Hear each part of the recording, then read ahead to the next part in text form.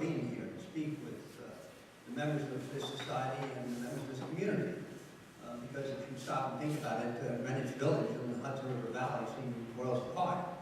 And I'm not going to try to completely disabuse you of that thought tonight, but I'm going to draw some connections and some, what do they call it, resonances that might fit for everybody. Of course, the focus is mainly on the river, but I'm going to veer off of that because my sense of a talk like this is a sense of place.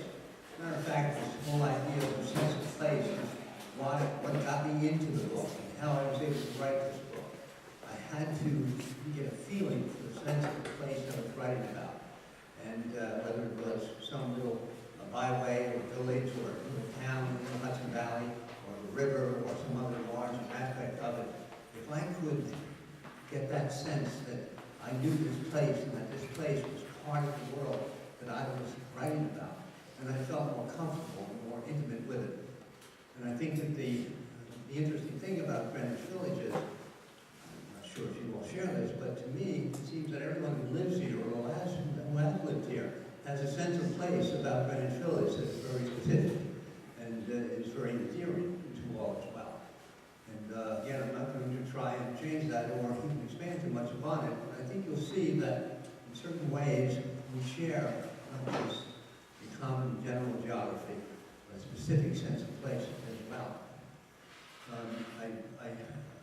made a couple of reconnoitering trips here to figure out what I was going to talk about, but also to make sure that I wasn't too far over my head. And one of the places that I visited twice was the 6th precinct of police officers. I figured you would know a territory better than a cop.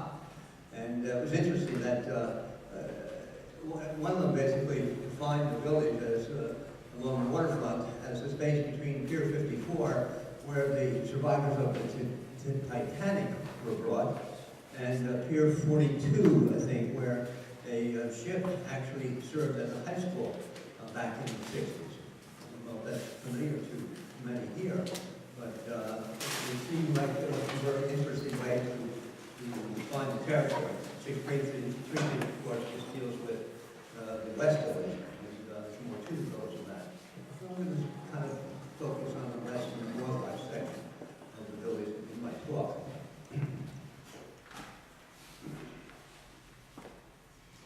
I think there's probably so much that I don't know about the village history that I'm going to try and avoid, and also not stumble too bad on it. I've asked that questions or comments come at the end, and then the ringers in the crowd can correct me if you like. Let's get going if we can. The image that you see before you now.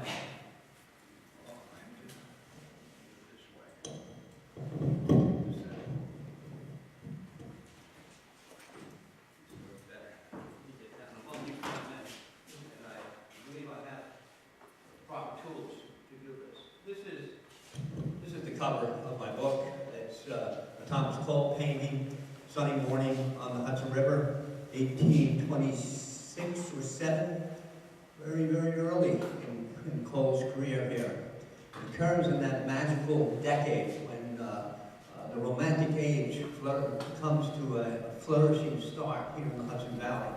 In 1821, Rip Van Winkle and The Legend of Sleepy Hollow were published in America for the first time, and so was The Spy, James Fenimore Cooper's novel that redefined the nature of literature, not just in American, but in Western culture.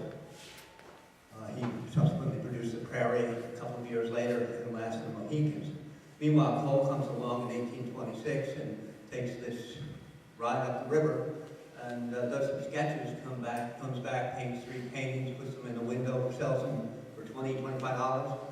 The first person who sees them is a village resident, John Trumbull, Colonel John Trumbull, who was the great painter of the Revolutionary War period.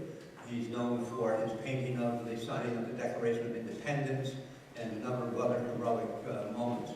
He was really one of the last great Enlightenment heroic painters, but he was also the Grand Seigneur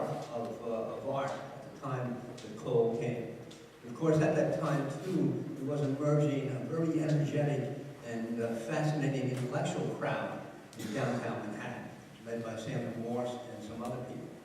And it was in that spirit that the whole Romantic period emerges. And with it comes, I wouldn't say the beginning, certainly not of Greenwich Village, but the connections that we have with the village as a kind of a fountainhead of romanticism in America in many ways. Let me move along, get my cheat stuff, and start out with a quote.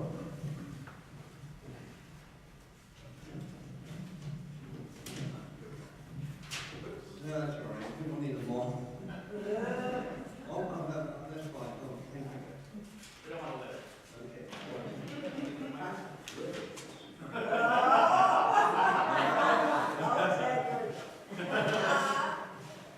Almost all imitations of castles must, as private dwellings, be petty in this country. There is one lately erected of gray stone on the lower part of the Hudson. We had the pleasure of welcoming to the Hudson that accomplished daughter of Sweden, Fredrika Bremer, and as we were sailing past the spot, someone near her remarked, "You see, a castle." "Ah," she replied, "but it is a very young castle." Andrew Jackson Downing, Architecture of Country Houses, 1850. Of course, that's on the mighty Hudson River, and the Hudson, this was actually just below the highlands. And the Hudson is just spectacular through there. It has the world's lowest latitude fjord and scenery that even Carl Bedecker himself said was more enthralling than that of the Rhine in Europe. And coming down that river, you get to this area along here where it flows past us. And when I was here about 10 days ago and looking down, actually, Leroy Street, there's the river. Any one of these streets that you walk along, you look, and there's the river.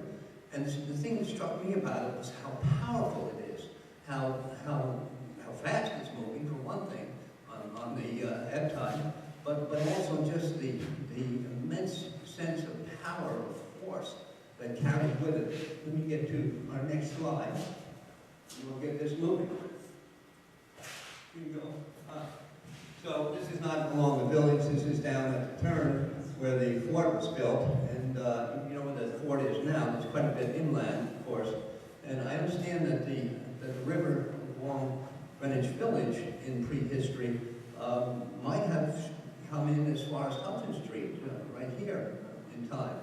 I don't know what the consequences of the last hurricanes were in 2008, 2011, but was it flooded this far, do you recall? Right, and with global climate change coming, I think what was the worst case numbers that I saw were maybe 70 inches of rise in water as a result of it. So we wouldn't be having this talk in this room if that was the case, that's for sure. That's sobering thought, of course.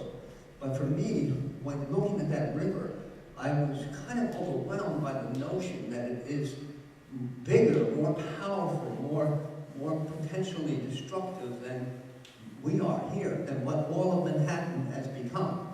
Now, of course, in Inwood and higher areas, we don't have that sense. But down in this area, when you look out, and there it is, that flat spot, that one direction that goes there, it's amazing. So I walked out to West Highway, or West Side Drive, and walked along that wonderful promenade, and tried to envision what was going on in the period before Henry Hudson came. And I knew a couple of things. First of all, that Hoboken was right across the way, and Hoboken was the terminus of the great Native American paths that came down to this part of North America. If anyone wanted to come across the island to here, or to Long Island, or above the Squid-and-Doyle in the Hudson Valley in that way, this was where the Indians would come. It was not just the path coming down the north side of the river, the west side of the river, but it was also the trails coming in from the Delaware and New Jersey that focused on that spot. And that is known in history, that spot from here over to, well, not Christopher Street, but yeah, Christopher Street, is the great Indian path passage by which they came across the river. So what's true in prehistory is that communities develop on either end of where great passages are, regardless of what the terrain is like. And we know that, what was the name of it? Sepulchanican was a low marshy area. We'll get into that a little later. But it struck me that it still is that, or perhaps it has changed. And I began walking from there. And I got to Bank Street, I turned, and something happened. And, I'll tell you about it, but I kind of have to set the stage a little bit better. Well, you can see here at least a sense of the power of the river, and how it's not always like that, I'm sure. This is probably an impending storm. You can see the dark clouds ahead. This is one of the portfolio of William Guy Wall's engravings that was done for an English publication in the 1820s. This is before Thomas Cole came along, and he created a number of wonderful works that almost appear as if they are Hudson River School paintings. So, Robert Bolton, well, this is actually Reginald Bolton, his grandson, great-grandson, produced this map of lower trails of Lower Manhattan. 1922 is the publication I took it from. I'd seen some earlier drawings that his grandfather, Robert Bolton, had done that were part of the Hay Foundation collections when those collections were up in Westchester Avenue in the Bronx. And I was struck by the knowledge or awareness that early historians, anthropologists, if you were, had of the native trails. And it made sense as I got to know the history a little more. But the trail, the red trail coming down to the tip of Manhattan, is basically the continuation of Broadway. And as you can see in this, I have a little gizmo for this too.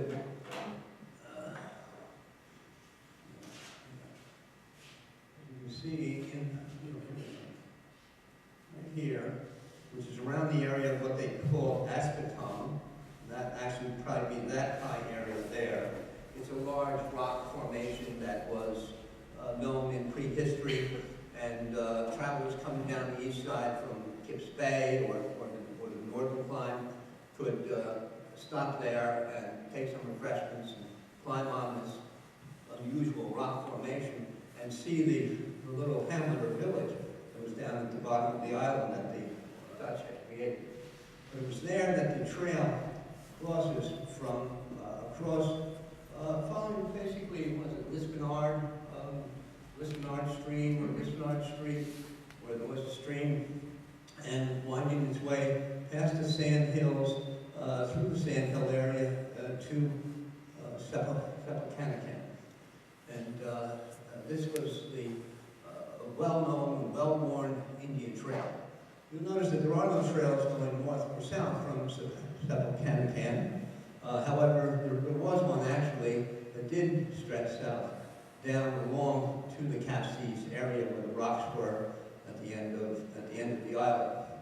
And the notion that I had learned was that Indians would come across from Hoboken or come down from the west side of the river in order to come just a little bit past where we were to a large hickory forest where they could get good bows. And I think this area around here was a part of that too, or was an area that was known for a place where fine weapons could be created. Now, okay, this is the Bernard Ransom map of New York, and it's done in the 18th century, late 18th century. There were a number of really great maps done. I'm sure many of you have seen some of them. Anybody familiar with Aaron Sanderson's book, Manhattan? Yeah, he got into all that stuff. And unfortunately, I wasn't able to copy a couple of the images from that, and I wanted to show what this part of Manhattan looked like before Henry Hudson arrived. Basically, mostly green, of course, and the foliage, but he reproduced the actual biodiversity that exists in the area as well. And here, we want to focus on the area in the north, in the top left quadrant, right up in this area, this would be Peter Warren's estate around here. And here we have a William Bayard's estate. And this is a DeLancey estate. Now, I think there's also a Bayard estate around here. William Bayard was one of the members of the Privy Council who was advising the governor in the early English period. And he played a critical role in what happened during what I call the Inglorious Evolution. It was the time period of the Glorious Evolution in England. And here in New York, it didn't happen so gloriously. What happened was a militia captain named Jacob Leisler took control of the government. Now the Dutch were very, very fearful of the impact of the Catholics. And when James II had a boy, a child, and baptized him as a Catholic, Protestants everywhere were very concerned. As a matter of fact, a number in England called up William of Orange and said, "Can you come on over here and take over?" William had married James's sister, Mary. And he agreed as long as England would join him in his fight against the French. So he comes over, and William of Orange, of course, is Holland. So you would think that the Dutch over here would be very happy about it, and they were. And so were the English, actually. Even though the governor at the time, Edmund Andros, was a Catholic, he criticized the Papists for trying to take too much power. And his lieutenant governor, a man named Nicholson, also a Catholic, was trying to control or keep any of the Catholics at bay. There weren't that many, it wasn't much of an influence. But according to the Dutch, they were all over the place and they were going to take over everything. Jacob Leisler did not try to become the governor or head of the state. It just happened gradually. And he did what any militia captain would do in Holland in those days. He basically reacted as if, what they call a boogaloo had to happen. And that was an attack or a threat upon a community. And in that case, they resorted to their militia and followed them. And that's what happened. Gradually, Leisler took control and became, in fact, the governor. Edmund Andros was arrested up in Boston and thrown in jail because he was a Catholic. Now, Leisler, it wasn't that simple story, though. Leisler was not a very nice man. He was a traitor. He did well. He was also a very devout Protestant, but he was a nasty fellow. Had a low manner about himself. He was very foul with his language. Matter of fact, it became such a nasty period that this time period became known as the Confusions in later history. And it actually affected English history in New York for more than 20 years. It wasn't until after 1720 that the beginnings of what became the argument over the American Revolution really took root in New York. So, and also the other thing about Jacob Leisler was he hated the grandees, as he called it, which were the wealthy people, which included William Bayard, Stephanus Van Cortlandt, Robert Livingston, all members of the Governor's Council. And they hated him. It was actually an in-laws argument. You can imagine how vicious they get. It turns out that Jacob had married the daughter of Guberman, who was a very prosperous trader, a pirate probably in his day. And as a result, he got the best piece of land in the family. And Bayard was very upset about that and about just the idea that this rabble type of a person could rise in stature like that.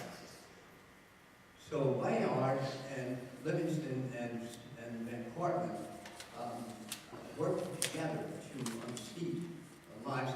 Leisler did not have a good system. He sent emissaries over to talk to William of Orange, but they weren't good at it, whereas all of the members of the gentry who went over were good at it and also supported the Protestant creed, the Protestant king. There was no question about that. There was really not an argument about the papists getting involved. So after time, with Andros out of the picture, the Council of Trade sent over a new governor. His name was Henry Slaughter. And that's where Greenwich Village figures in. almost certain this is the case, because Slaughter stayed at William Bayard's house, and that was with a design in mind. They gave him a sumptuous feast and got him drunk, so badly that he signed death warrants for Jacob Leisler and his son-in-law, Jacob Milborn. And, he had 2 days to change it, but they probably kept him drunk. And as a result, Leisler was hung, drawn, and quartered and beheaded in his own front yard, which is the site of City Hall. And William Bayard, Thomas Van Portland, and Robert Livingston were restored to their high positions and proceeded to make a lot of money off it. Now, Bayard probably had a house, of course, down in the little settlement itself, but he also may have had a house in, what was the other Bayard area? Right along here, right? Okay. Right in this area, is there a Bayard estate that existed there, which is only about 1.5 miles from the gate to Wall Street. So it was close enough for him to bring an honored guest estate to his estate, and to entertain him, and to fashion what designs they wanted to. Henry Slaughter, by the way, died of alcoholism within 6 months. And there were all kinds of politics going on back in England, Tories and Whigs. And the Whigs finally took control and sent over a governor named Lord Bellamont, who straightened things out, and had Jacob Leisler's remains dug up, gave him a state funeral, a parade down Wall Street, no ticker tape, but that kind of sentiment for the day, and restored his estate to his family. And this all had to do with Whig and Tory politics back in England as well. So I bring that up only because William Bayard and DeLancey were intimates in this.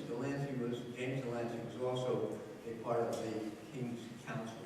Thomas Van Portland, by the way, was the first native-born mayor of New York City. Robert Livingston was a great landowner, and one of the most famous ones, from upriver. He owned an estate, basically half of modern Columbia County today. And of course, Van Portland Manor became, Yonkers, and that was the Yonkers land, the young Vanderbilt land. Bayard didn't do too well. The new governor didn't look kindly on him and threw him in jail for a while. But he did well by Van Portland and by Livingston. Oh, well, if you know, of course, that Peter Minuet sold Manhattan to the Indians. Well, if it happened in Greenwich Village, it might have done something like this. And I only show you this image because I think it's so funny that they all get the dress wrong, right? The dressed as pilgrims, the Indian looks like plain Indians. Franklin Roosevelt did that too in the murals that he put in the Poughkeepsie post office. They're all pilgrims up there who are meeting with the Indians, and the Indians look somewhat like these people as well. So this is the Peter Bourne estate, and put this into some perspective. Here's the Hudson River down here. This is the Hudson River down here. And, up here a little ways is where the Bayard and DeLancey estates were. And it's hard to read this, but I'll give you a little help. Right in this area is the marshland that is overgrown with fens and different types of biota. And you can see where he has planted fruit trees, probably, in several places. It may have been the best things to be growing there at the time. Peter Bourne was an important British officer in the period before the American Revolution, and his estate helped to draw settlers into this part of the Lower Island. It's interesting that the city or the town of New York was still about 2 miles away from this area, even as late as the 1750s. And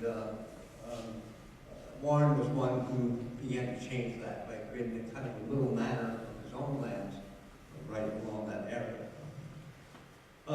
We fast forward up to here in about 1810 with this wonderful, let's see, painting of,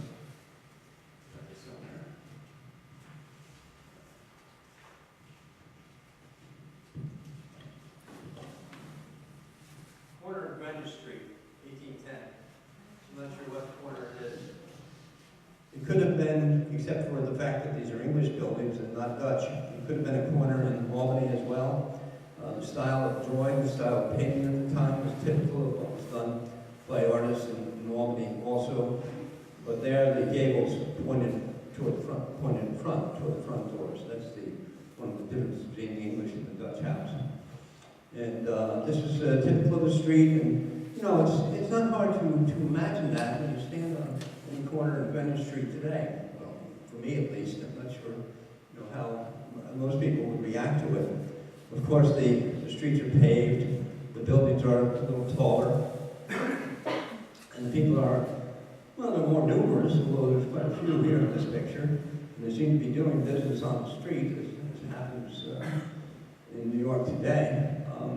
And the buildings are wonderfully quaint and small and deliciously of a neighborhood characteristic, which is so important to the Greenwich Village theme. Wasn't there a big argument back in the 1840s about that? About the city wanting to put Greenwich Village on the grid and turn the streets into these perfectly logical geometric patterns, and the locals rose up against it and declared they wouldn't deal with it. Their own little boogaloo, I suppose you could say. Just before this period, Aaron Burr moved into the neighborhood. I'm sorry, it's a small image, but I include it because it's a painting by John Vanderlyn. Burr married Theodosia Prevost. And there's an interesting story behind all that. He actually courted her while the revolution was going on, and while he was on duty in the neutral ground in Westchester County. And at that time, Madame Prevost lived in northern New Jersey somewhere. She was a Tory. Everybody knew that she supported the British. So he used to sneak off at night, cross the river, and go down there and do the courting thing with her. Then they married, and they lived in Richmond Hill from 1797 to 1804. Burr was a very interesting character. He was brilliant. He was a grandson of Jonathan Edwards, the First Awakening minister. And he was a lawyer who traveled around to all the district courts up and down the valley. The valley was pretty much the state in those days. And he, like Alexander Hamilton, John Jay, and later Martin Van Buren, and a number of lawyers did that. That was how you carried on the court work in those days. And there are many wonderful little anecdotes about Burr at taverns along the way. They are slowly fading into obscurity as time goes by. There's a notorious fellow, though, too. Around this time, he was elected to the New York State Assembly. And one of the only things he did was to create the Manhattan Water Company, which later morphed into Chase Manhattan Bank. The idea was to provide water for New York City. But on the day the bill was passed, Burr had the bill amended to allow them to use funds collected for other than water purposes. And that's how he created his bank. We don't blame Chase or Manhattan for what happened at that time. But Burr was the rascal who did that. Once everybody saw through it, they threw him out of the assembly. And his reputation went downhill. He was also a war hero, by the way, and had been with Arnold at Quebec. And while he actually was with Montgomery, he was in that front line with Richard Montgomery when Montgomery fell on that last day of the year in 1775 in the Battle for Quebec.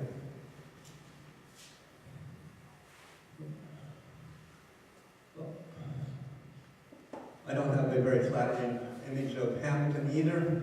I didn't like the guy. I guess that's why. but, oh, gee, oh, look at this. Oh, sorry. Boom, boom, boom, boom, boom. Well, that's the end of the talk. Let me get rid of this stuff. Okay. So, Hamilton and Jay had this great duel in 1804. I'm not going to go into the details about it. Let's say Hamilton was wrong. Hamilton and Burr. Hamilton was wrong. Burr claimed that a branch hit his arm when he raised it up to fire. Hamilton actually purposely shot to miss. Hamilton got hit in the stomach and it hit his spine. He was carried across the river. Now this happened at Hoboken. That was the dueling place. And it was so arranged there that the two parties would not see each other until they actually walked onto the little field. You know, their rowboats would show up on either end of it, and they would get off and come up. The seconds would make all the arrangements, and they would get off and come up and do their duel. It was illegal at the time. Hamilton was carried over to, I don't think it was Richmond Hill, but that's one thing that is said. And he didn't survive the night. He was actually taken to his home, which was further up Manhattan. And Burr was reviled tremendously for this. He actually had to escape. Where did he escape? He went down to Washington, or Philadelphia actually, where the government was sitting, because he was vice president of the United States. And he carried out his duties for the next 3 years very reputably. There was actually an impeachment process going on against the federal judge at the time, and Burr had to sit as the presiding justice because it took place in the Senate. And he handled that very well and very fairly in the process. Of course, Burr's other activities are hard to explain. But Hamilton dies from it, right? So Burr is at Richmond Hill with Theodosia Prevost. She dies, and her daughter, who's also called Theodosia, becomes basically the person in charge of Richmond Hill. From when she was 14 years old, she basically ran the place. She was said to be a very beautiful young woman, very accomplished, very intelligent, and she actually died a couple of years later, maybe not that much later, while traveling down to the south to visit her father. The ship went down and all hands lost. And this was probably the most devastating moment in Aaron Burr's life. He never was the same afterwards. If you don't believe me, read Gore Vidal. He really hit it in his novel. So Theodosia is one of the players in this. And here's John Vanderbilt, another. That's one of the good things that Aaron Burr did. He had connections up and down the valley, right? So one of his political friends was Abraham Van Gaspach of Kingston. They used to exchange coded letters. And at one point, Burr pointedly told him to make sure that you write a code, because you know you can't trust the mails. Those Federalists have control of everything.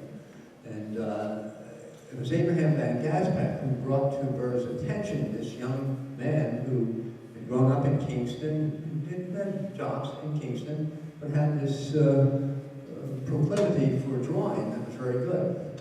He did a copy of Gilbert Stuart's painting of Burr that actually impressed Aaron Burr. And Burr arranged for John Vanderbilt to go to Paris to study art. It was the first example of American artists studying in Paris instead of England. And Vanderbilt went over and became a famous American artist in France. He won prizes, he was recognized by Napoleon. If he had stayed there, he probably would have had a much better history than he did afterwards, because he came back to America. And like John Trumbull, he was interested, and Samuel Morse, they were interested in painting that great Enlightenment painting, that noble work of heroics that involved some military hero. But they didn't know it, but that age was passing them by. The Romantic era was arriving, and with it came a changed sensibilities about art. So Vanderbilt became very annoyed by it. His comment was, only a professional quack would live in America. And when he got one of the jobs to paint one of the rotunda murals in the Capitol, he went back to France and had his students paint it for him. He really didn't produce any important works after, well, he did Ariadne, Sleep on the Isle of Naxos, which was a breakthrough painting. It was the first nude shown in America. Oh boy, the whole country went crazy about that. But people like Gash and Moran loved it because they had no models to paint. And Vanderlyn did other paintings that showed this classical French sensibility. The Death of Jane McCrae is his most famous American piece, I think. Although I would say that Vanderbilt's Niagara rivals only Frederick Church in the accomplishment of painting that body of water. So Vanderlyn is one of the people who helps Burr to get away, at least by providing him money when Burr has to escape after the duel. And they are friends all their lives. Burr lives until, what, 1834, 1836, something like that.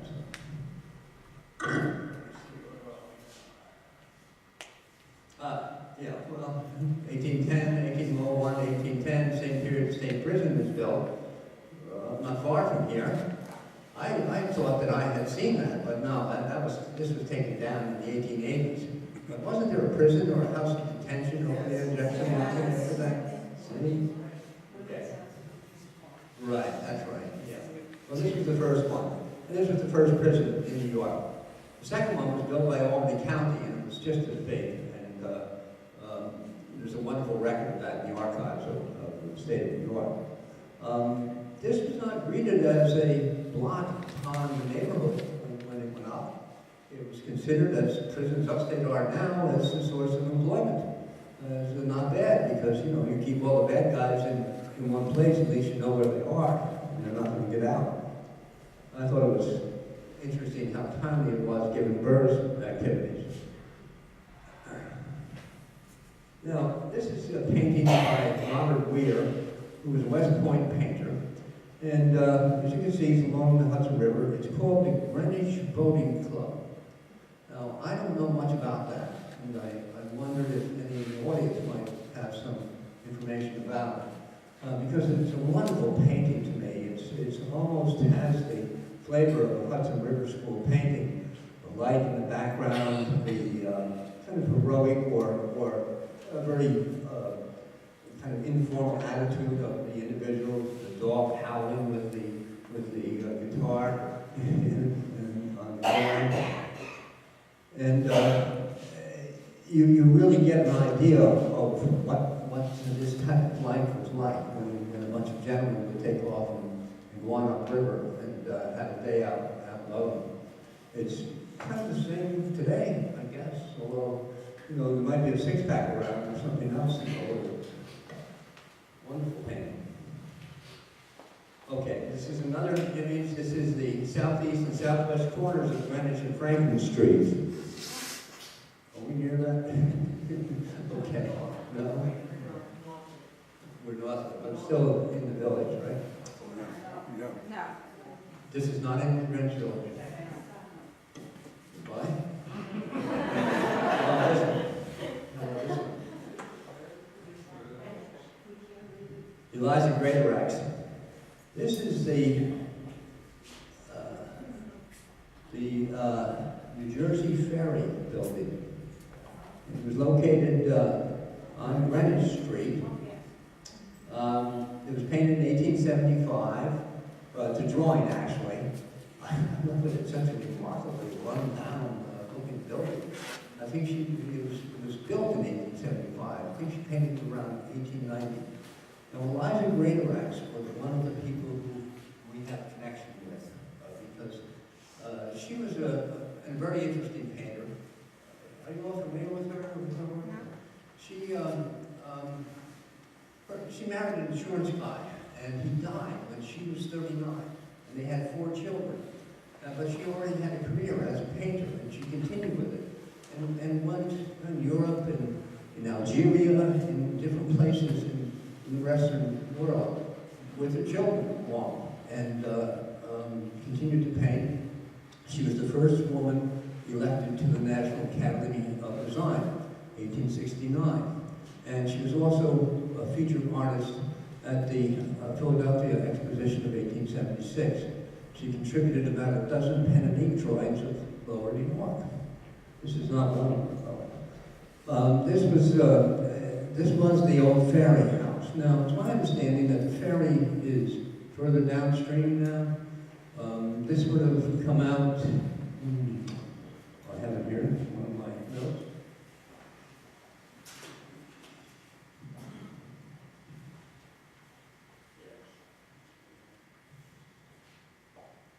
Eliza was one of the artists associated with Cragsmore.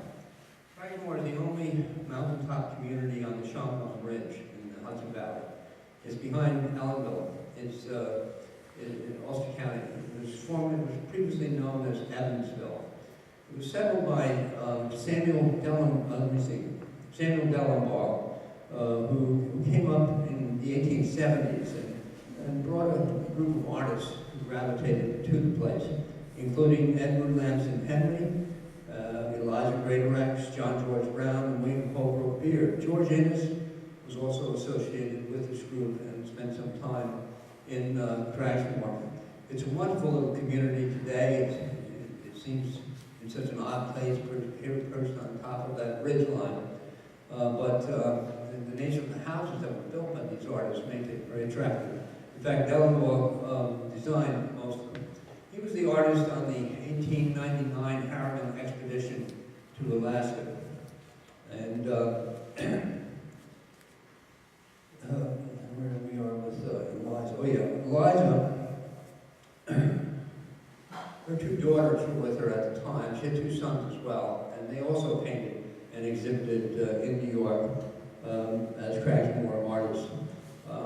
The other painters, John George Brown, he did juvenile and sporting kind of paintings. He was very popular in his day. E.L. Henry was popular for depictions of rural nostalgia and his war paintings. One of his really interesting looking paintings is the first railroad train on the Mohawk Hudson Road.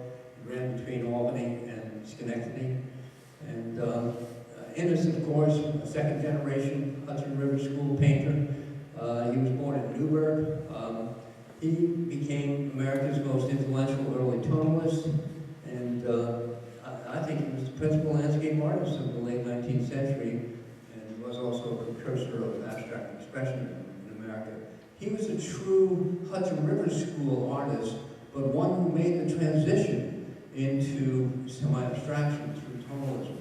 A couple of his later paintings just take your breath away. So,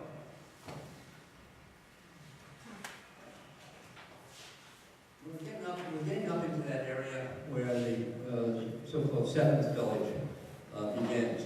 But it starts with more formal aspects of it. For example, sorry, I'm kind of thrown off a bit. But I'm referring to the dedication of the Washington Arch.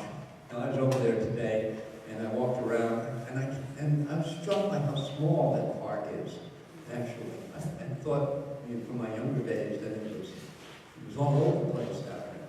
And of course, the arch is just still as stupendous as it was when it was built. It was built to celebrate the 100th anniversary of the inauguration of Washington. And local Hudson Valley people are involved. The presiding officer was Horace Potter, who was the Episcopal Church Bishop of New York at the time.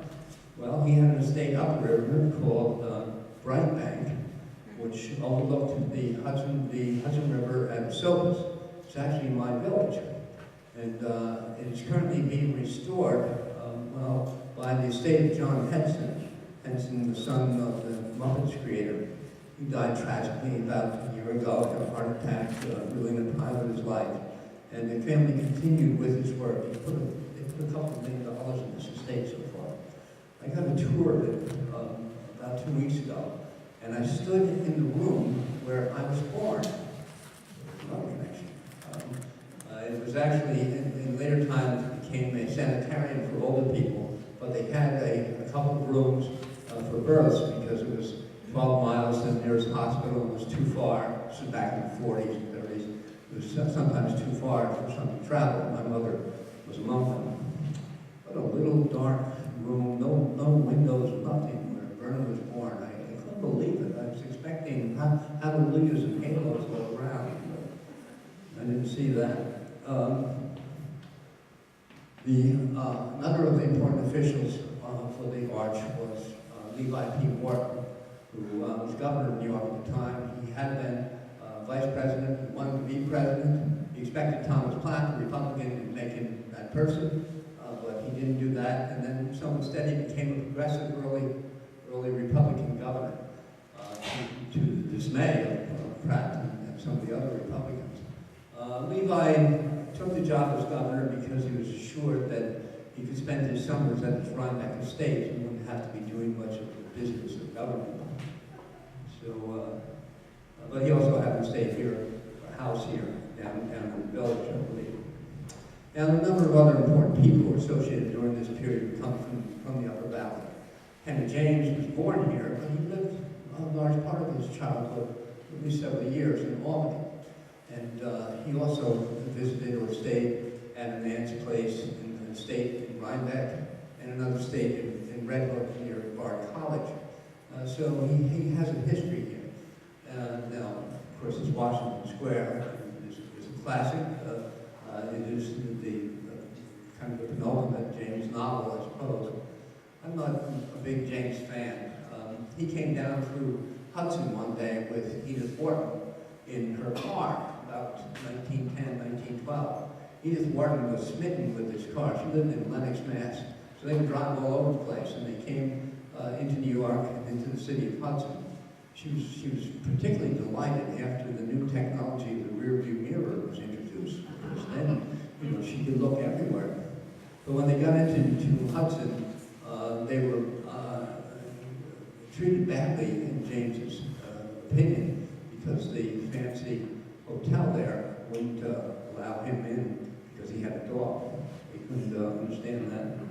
Edna Millay, another seventh generation, Vassar College, entered when she was 23 years old, broke all the rules, but Henry McMacken, the president, loved her and didn't let her do that. She joined Max Eastman and Crystal Eastman and others in a community at Mount Airy in Croton-on-Hudson, which Eastman had created in order to bring his friends in socialist thinking up into the area. Edna met her future husband there and married him, and about 2 weeks later, a reporter from the New York Post came up on the steamboat and told her she had just won the Pulitzer Prize for poetry. It was only the second prize they gave, of course the first for a woman. Arthur Davis and Robert Enright, members of the Eight, and also involved in the Armory Show of 1913. There were several people from the Valley involved in the Armory Show. These two also had a history in the Hudson Valley. Let me get back to the river, actually, and we are running low on time. But when last we left the river, we were on Bank Street, and I was trying to get this sense of place. I was trying to connect for Greenwich Village, not for my youth or anything like that, but as a place, what it is. It's a cold day, and I'm walking up the street, and I'm thinking, well, I want to see the area from Bank up to Gansport, because in prehistory there was a cove there, and on the northern end was where the community of the Central Chemicals lived. And at a certain point, I'm walking along, and I turn, and I look, and I'm looking up Bank Street, and all of a sudden, it becomes alive for me. I realize that I'm looking up a grade, and then as I walk along at each block, I saw a grade. And with that grade, I could see how the Native Americans used the land, how they would be walking from the river, from that great crossing, maybe carrying baskets of oysters, as the women did, or the boys playing in the nearby marshes, shooting birds out of the air. Boy of 8 could shoot a bird out of the air, with a bow and arrow, or trapping muskrat or mink, or the maize fields that were nearby. The area of Manhattan at that time had more ecological communities than Yellowstone does today. It had more birds than the Great Smoky Mountains. It had at least 70 species of trees, and it had over 200 hills. And many of those hills were taken out in the 1840s and 50s as well. But for me, at this time, I have experienced similar to what happened with, what's the name of the hero in The Great Gatsby? I forget his name, but let me see. No, the young man. Nick Carraway. Nick Carraway. Thank you. So at a certain point, and this is quoting Fitzgerald, it's really burned. The essential houses began to melt away, and gradually I became aware of the old island here that flowered once for Dutch sailors' eyes, a fresh green breast of the new world. For a transitory, enchanted moment, man must have held his breath in the presence of this continent, compelled into an steady contemplation he neither understood nor desired, face to face for the last time in history with something commensurate to his capacity for wonder. Although I disagree that it was the last time, because I had that sense of wonder when I looked up those streets and saw that world that was here, that is here, still today. Today we have replaced such a wealth of biodiversity with a wealth of human diversity and of diversity of styles of architecture and people's use of the land. And we are really not much different when you think about it than were those Native Americans who used the land, because we use it for the same reasons, except ours are measured often in the abstract concepts of currency and capitalism and money, whereas theirs were measured in what they needed to survive. And for that one moment, for me at least, I felt that the sense of place that connects Greenwich Village with the river connected me and the valley I came from with Greenwich Village as well. And I would suggest to you that, indeed, if you look beneath the images that are all around you, you'll see that village too.